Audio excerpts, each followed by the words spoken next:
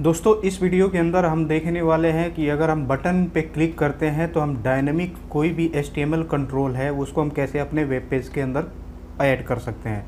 जैसे मान लीजिए मैं इस ऐड बटन पे क्लिक करता हूँ यहाँ पे, तो देखिए जितने टेक्स्ट बॉक्स मैं यहाँ पे ऐड करना चाहता हूँ वो मैं डायनेमिकली यहाँ पे ऐड कर सकता हूँ जैसी मेरी रिक्वायरमेंट है। तो आप यहाँ पे कुछ भी ऐड कर सकते हैं, जैसे क्लिक करने पे इमेजेस अगर आप कुछ ऐड कराना चाहते हैं, कोई फॉर्म है आपके पास ऐड करने का, वीडियो है, ऑडियो है, कोई भी ऐसा HTML कंट्रोल है जिसको आप ऐड कराना चाहते हैं, आप आसानी से इस तरीके से ये जो डायनेमिक है आप ये ऐड करा सकते हैं। तो चलिए इस वीडियो को शुरू करते हैं और सीखते हैं इस चीज़ के बारे में कि कैसे हम ये चीज़ कर सकते हैं। तो मैं अपना यहाँ पे जो कोड विजुअल स्टूडियो कोड है मैं इसको ओपन कर लेता हूँ और यहाँ पे एक फ़ाइल बना देता हूँ।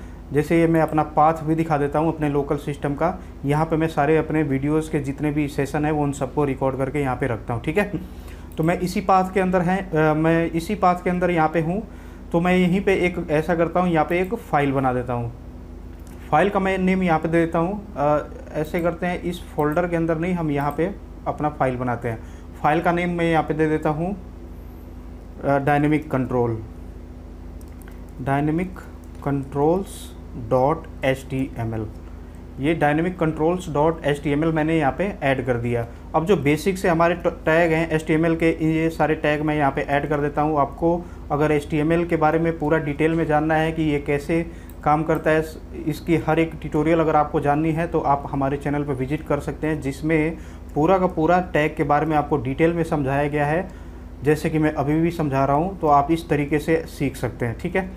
तो अगर आपको पूरा डिटेल में जानना हो तो आप चैनल को ज़रूर एक बार विजिट करिएगा। उसकी प्लेलिस्ट में आपको हर तरीके के web development, web design, programming language, ये सारा कुछ या फिर प्रोजेक्ट से रिलेटेड सारा कुछ आपको कंटेंट वहाँ पे देखने को मिल जाएगा। तो मैं इसके अंदर jQuery यहाँ पे ऐड कर देता हूँ। तो अगर आपका लैपटॉप या जो जिस डेस्कटॉप पे ये काम कर रहे हैं, अगर आपका ये इंटरनेट से कनेक्टेड है तो आप इसको ये जो ऑनलाइन jQuery का CDN है इसको आप यूज़ कर सकते हैं। अगर आपके पास इंटरनेट इस सिस्टम के अंदर नहीं है तो आप इसी वेबसाइट के ऊपर आप जाइएगा, इसको डाउनलोड कर लेंगे, उसके बाद से आपको दोबारा इसकी ज़रूरत नहीं पड़ेगी इंटरनेट की, ठीक है, क्योंकि आपके लोकल फाइल के साथ ये कनेक्ट हो जाएगा।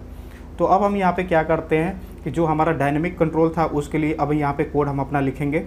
तो इसके लिए मैं यहाँ पे सबसे पहले फॉर्म बना देता हूँ। फॉर्म आप चाहे तो बनाएं या फिर ना भी बनाएं, क्योंकि अभी तो हम ये डेमो पर्पज़ के लिए देख रहे हैं। तो आप यहाँ पे फॉर्म बना सकते हैं या जो भी मर्ज़ी, आप चाहे सीधा पैराग्राफ लिख के भी आप ये चीज़ कर सकते हैं। बटन का भी वो आप लगा के साथ ही साथ कर सकते हो। तो जैसे मैं यहाँ पे कर देता हूँ डिस्प्ले फॉर्म, इसकी ID रख देता हूँ ताकि अगर इस फॉर्म के ऊपर कोई काम करना है तो इस ID की हेल्प से कर सकूँ।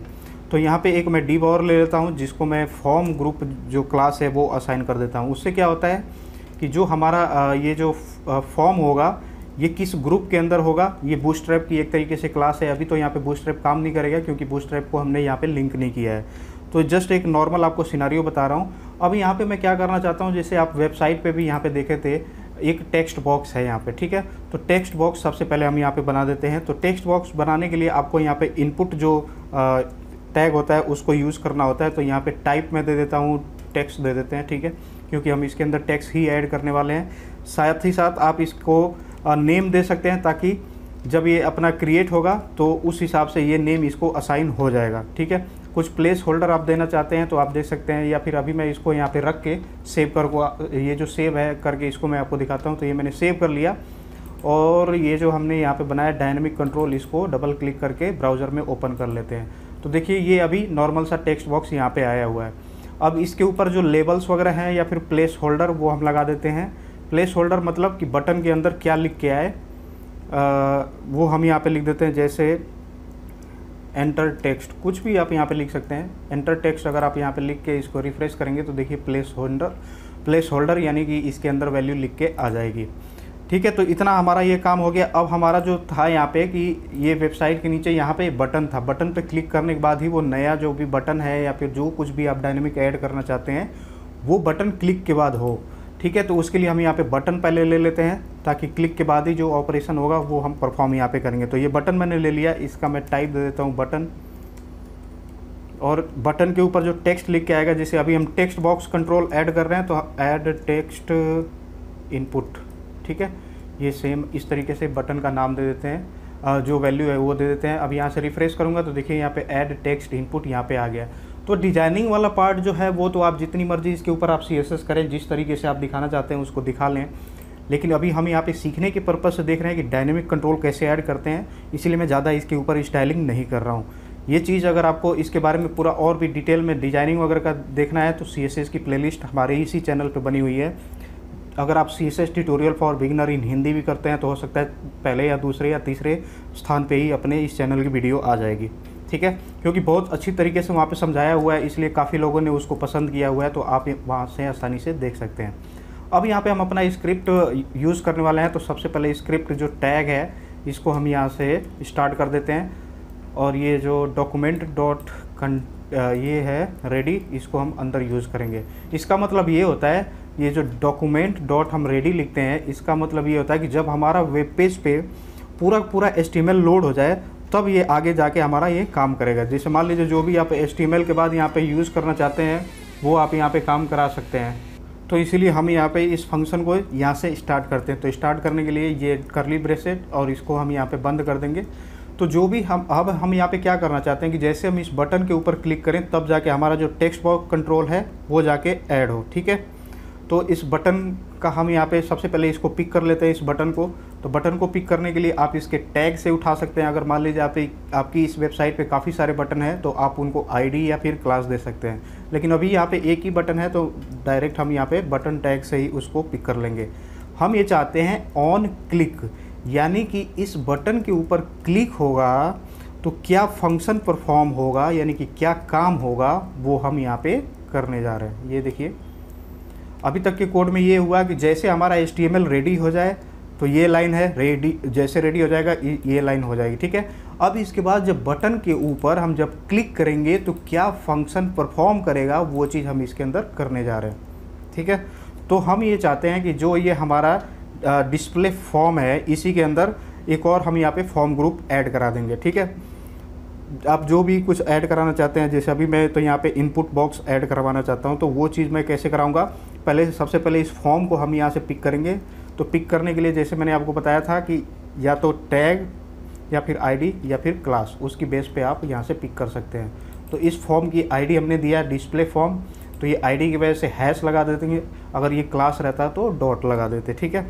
तो हम ये चाहते हैं कि जैसे बटन के ऊपर क्लिक होगा तो हम इस फॉर्म के अंदर कुछ अपेंड करना चाहते हैं, यानी कि कुछ वैल्यू और ऐड कराना चाहते हैं, ठीक है।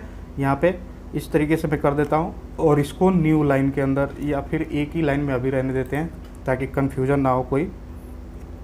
तो इसके अंदर मैं यहाँ पे क्या कराना चाहता हूँ, वो मैं जो डिव क्लास है अपनी, ये जो डिव है ये मैं इसके अंदर क्लास दे देता हूँ इक्वल टू, और जो क्लास यहाँ पे देंगे वो सेम जैसे पहले हमने यहाँ पे दिया था क्लास, वो है फॉर्म ग्रुप।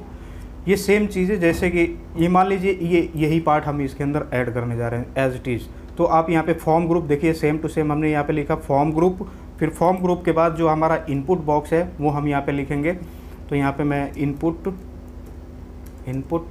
फिर टाइप इक्वल टू यहाँ पे मैं रख देता हूँ टेक्स्ट। अब देखिए यहाँ पे डबल यहाँ पे इन्वर्टेड कॉमा के अंदर हम यहाँ पे टेक्स्ट वैल्यू डाल रहे हैं, ठीक है। तो ये टेक्स्ट हो गया। फिर उसके बाद से जो नेम आप डालना चाहते हैं, जैसे कि ऊपर भी आपको देखने को मिल रहा है कि जो नेम है ये सेम चीज़ हमें यहाँ पे भी लिखनी है। चाहे तो आप इसको कॉपी कर लीजिए पूरा इतना पार्ट, क्योंकि इतना पार्ट हमें यहाँ पे ऐड ही करना है। तो ये हम इतना पार्ट यहाँ पे ऐड कर लिए, ठीक है, इंटर टेक्स्ट। और उसके बाद से इस ब्रैकेट को हम यहाँ पे क्लोज कर देंगे और लास्ट में जो हमारा डिव था उसको भी बंद कर देंगे। और डिव के बाद यहाँ पे बंद करने के बाद एक सिंगल कोट डालेंगे, इसको मैं डिलीट कर देता हूँ, यहाँ पे सिंगल कोट डालेंगे तो देखिए यहाँ पे आ गया है। अब देखिए मैं आपको दिखाता हूँ पूरा डिटेल में, इसको मैं नीचे करता हूँ, ठीक है। ये नीचे करने के बाद थोड़ा सा इस फॉर्म को छोटा करते हैं, ठीक है।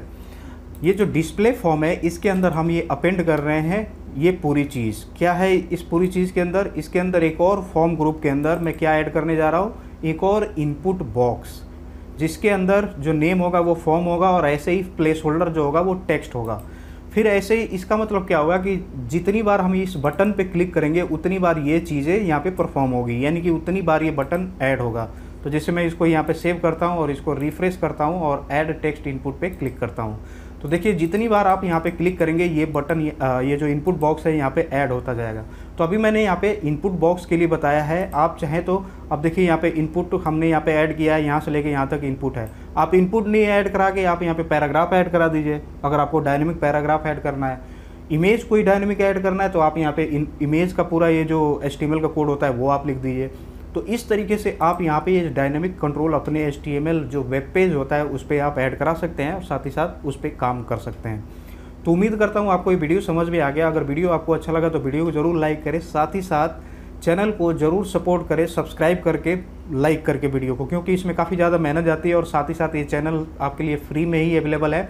तो सिर्फ हमारी इस मेहनत को सपोर्ट करने के लिए आप वीडियो को ज़रूर लाइक कर दीजिए, और अगर आपने अब तक सब्सक्राइब नहीं किया है तो चैनल को ज़रूर सब्सक्राइब कर लीजिए। तो मिलते हैं आगे की वीडियो में, तब तक के लिए धन्यवाद।